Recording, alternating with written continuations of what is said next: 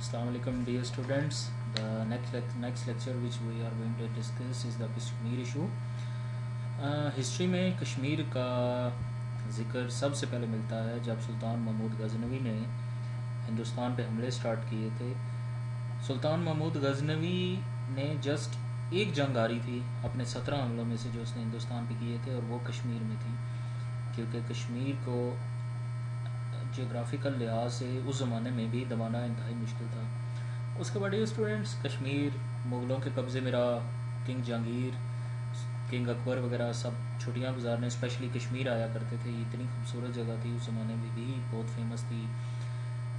After जब कब्ज़ा कर लिया गया गोरों की तरफ से या ब्रिटिशर्स की तरफ से इंडिया पर, तो 1846 में कश्मीर वैली जो कि हरी सिंह के अंडर थी, ट्रीटी ऑफ अमृतसर के तहत उसने ख़रीद ली वैली ऑफ कश्मीर, और इसका इलाक़ कर दिया गया जम्मू और लद्दाख के साथ। ये स्टूडेंट्स, आप हमेशा जब भी सुनते होंगे जम्मू और कश्मीर सुनते होंगे। जम्मू और कश्मीर दो अलग सूबे हैं, और एक लद्दाख सूबा है जो इस वक्त इंडिया के कंट्रोल में है, वो भी एक अलग सूबा है। उस वक़्त ये 77.5 मिलियन नानक शाही गोल्ड कॉइन्स जो होते थे उनमें ख़रीदा गया था। मतलब कि गोरों का था वो हिसाब था कि लूट का माल था और लूट के हिसाब से बेच दिया गया। हरी सिंह और उसकी औलाद की तरफ से बहुत जुल्म ढाए गए मुस्लिम की तरफ से वहाँ पे भी उस ज़माने में भी। 1931 में सबसे पहले वहाँ के महाराजा के ख़िलाफ़ एक मूवमेंट स्टार्ट की गई, लेकिन बहुत ही वीक लोग थे मूवमेंट स्टार्ट करने वाले, उस मूवमेंट को क्रश कर दिया गया। 1932 में एक कश्मीरी शेख मोहम्मद अब्दुल्ला ने all Jammu and Kashmir Muslim conference बनाई, जिसको 1939 में नेशनल कॉन्फ्रेंस का नाम दे दिया। डी स्टूडेंट्स, ये उमर अब्दुल्ला साहब वही हैं कि जिनका बेटे फ़ारूक अब्दुल्ला और उमर फ़ारूक अब्दुल्ला कश्मीर के वज़ीर आला रह चुके हैं, और गद्दारी में अपनी मिसाल आप है ये ख़ानदान। डी स्टूडेंट, 1939 में फिर एक बार क्विट कश्मीर मूवमेंट स्टार्ट की गई, लेकिन फिर भी हरी सिंह और उसकी औलाद के चक्कर में से इसको कश्मीर को नहीं निकाला जा सका। 1940 में पाकिस्तान रेजोल्यूशन जब पेश हुई तो कश्मीर को डिमांड किया गया कि ये भी पाकिस्तान का हिस्सा बनाया जाएगा। 1947 में जब इंडिया की पार्टीशन हुई तो उस वक़्त लॉर्ड माउंटबेटन ने गुरदासपुर का इलाका और रेड क्लिफ ने मिली भगत से गुरदासपुर का इलाका इंडिया में शामिल कर दिया। At that time Gurdaspur was the only physical link to Kashmir. उसके बगैर कश्मीर में फ़ौज इंटरप्ट करना पॉसिबल ही नहीं था। हरी सिंह ने अवाम की ख्वाहिश के बरक्स इंडिया के साथ शामिल होने का फ़ैसला कर लिया, जिस पर पाकिस्तान आर्मी ने इंटरवीन किया कश्मीर में। अब आप यहाँ एक और छोटा सा वाक़या बताता चलूँ। पाकिस्तान आर्मी के जब वो ब्रिटिश इंडियन आर्मी को पाकिस्तान आर्मी में फॉर्म कर दिया गया, तो हमारे पहले commander in chief general Gracy थे। जनरल ग्रेसी ने कायद-ए-आज़म का हुक्म मानने से इनकार कर दिया कि मैं कश्मीर में फ़ौजें अपनी दाखिल नहीं करूँगा। कायद-ए-आज़म ने कबायली इलाका जात, जिनमें वज़ीरिस्तान और मुहिम्मद कबाइल सर फहरिस्त थे, उनको पैगाम भेजा कि मुल्क को आपकी ज़रूरत है, और वो जाके कश्मीर में जिहाद उन्होंने स्टार्ट कर दिया।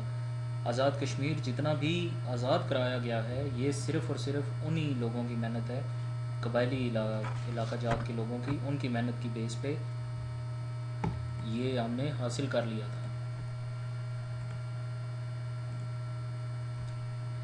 ये स्टूडेंट्स, उसके बाद 19 जनरल ग्रेसी को हटा के जब मुसलमान कमांडर इन चीफ लगाया गया, तो पाकिस्तान आर्मी भी वहाँ पे पहुँच गई। उन्होंने वहाँ पे जाके अटैक किया, और उसके अलावा आज़ाद कश्मीर तक पहुँच गए। यहाँ एक और छोटा सा वाक़या बताता चलूँ। पाकिस्तान आर्मी और कबायली मिल के बड़े श्रीनगर की तरफ कि श्रीनगर को कब्ज़े में कर लिया जाए। अगर उस दिन श्रीनगर पे कब्ज़ा कर लिया होता पाकिस्तान आर्मी में, तो आज पाकिस्तान का कश्मीर में अपर हैंड होता और ज़्यादातर इलाका हमारे पास होता। लेकिन जो गाइड जो रास्ता बता रहा था हमारे फ़ौजियों को और कबायली लश्करियों को, वो इतने लंबे रास्ते से लेके गया अजीब तरीक़ों से घुमा के, कि जब वहाँ पे पहुँचे तो ऑलरेडी इंडियन आर्मी श्रीनगर पे कब्ज़ा कर चुकी थी। जब उस गाइड से पूछा गया तो वो कोई भी काबिल ज़िक्र इस बात की वजह ना दे सका, और उसको ऑन स्पॉट शूट कर दिया गया।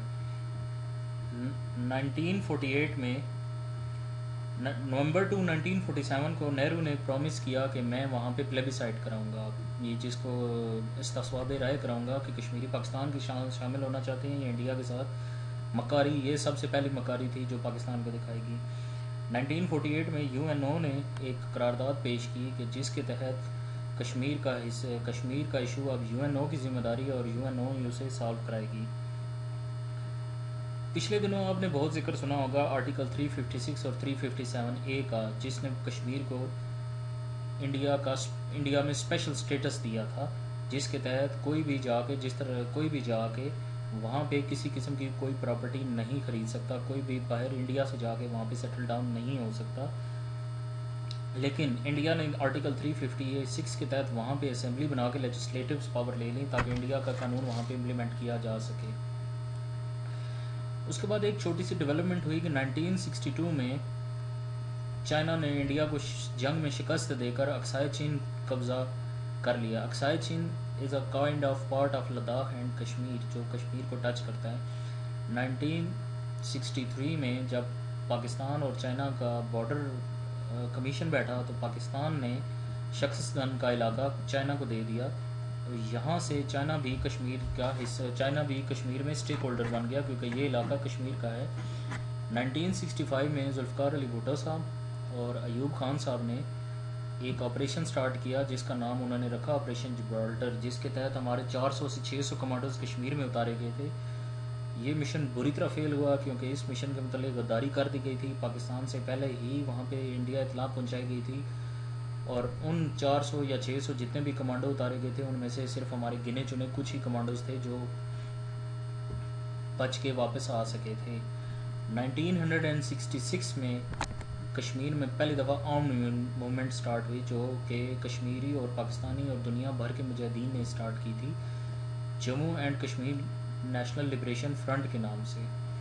ڈیئر اسٹوڈنٹ، 1971 میں پاکستان جنگ ہار گیا، ہمارے تقریباً 40,000 فوجی اور 50,000 سویلین انڈیا کے قبضے میں چلے گئے وہاں پہ as a prisoner of war. 1962 میں بھٹو صاحب نے انہیں چھڑانے کے لیے شملہ معاہدہ کیا، جس کے تحت جو کشمیر اور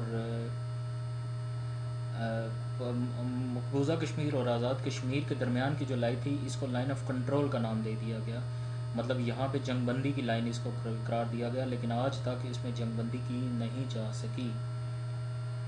1987 میں حزب المجاہدین کا قیام عمل میں آیا، جن کے مین ایک کمانڈر جو آج بہت ہی فیمس ہیں، کمانڈر صلاح الدین، ان کے آج کل حزب المجاہدین کے کمانڈر ہیں، اور حزب المجاہدین ڈیفینیٹلی ایک وہ جماعت ہے، ایک وہ گروپ ہے جس نے انڈیا کو ناخن چنے چھپوائے ہوئے ہیں۔ 1987 میں پاکستان نے کھلے عام کشمیری مجاہدین کی سپورٹ کا اعلان کیا کہ ہم اس کو پوری طرح سپورٹ کریں گے۔ 1990 میں دنیا کا سب سے بڑا پروٹیسٹ سامنے دیکھنے میں آیا، اس مارچ میں ایک مارچ کیا گیا، اس مارچ میں 1 ملین لوگ شامل تھے، دنیا کا یہ سب سے بڑا مارچ تھا، 1 مارچ 1990 کو یہ کیا گیا۔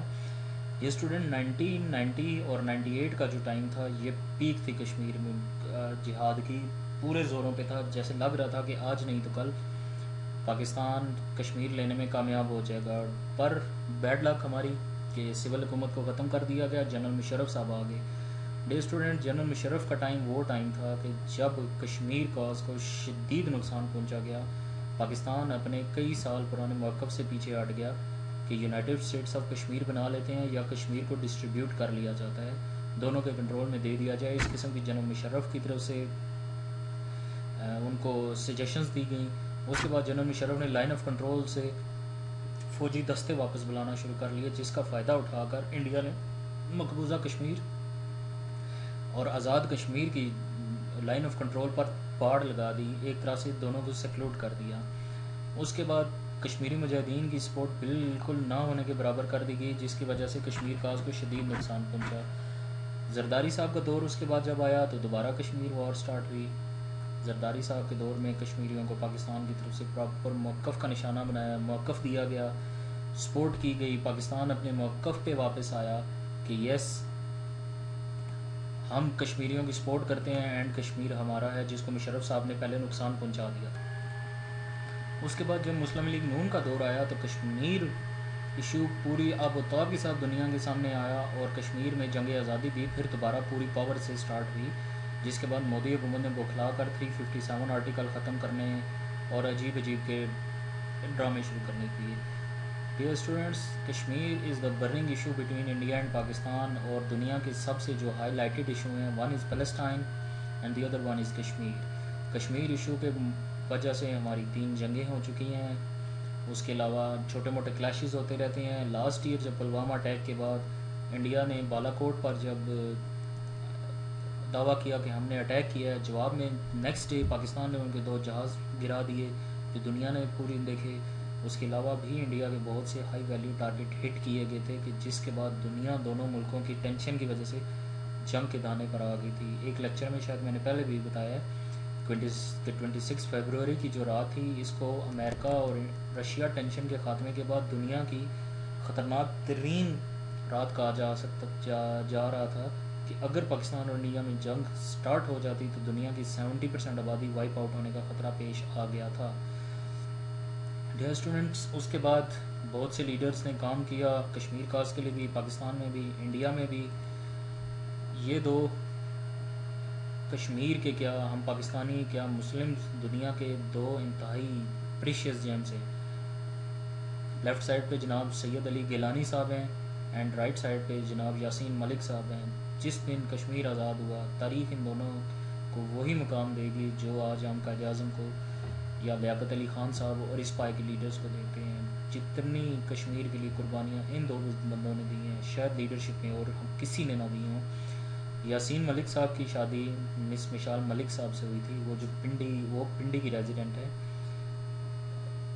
اور ان کی ایک بیٹی بھی ہے. ڈیئر اسٹوڈنٹس، ان کی بیٹی ان کی غیر موجودگی میں پیدا ہوئی تھی پاکستان میں، اور شاید ایک بار بمشکل انہوں نے اپنی بیٹی کو دیکھا ہے. جب سے ان کی شادی ہوئی ہے اور یہ کشمیر کاز کے لیے لڑ رہے ہیں، ان کی بیگم اور بیوی بچی پاکستان میں ہوتی ہیں اور یہ کشمیر میں ہوتے ہیں. اور اپنی شادی شدہ زندگی کی شاید 20 سے 25 دن صرف انہوں نے اپنی فیملی کے ساتھ گزارے ہیں، باقی انہوں نے کشمیر کاز پر قربان کر دیے ہیں.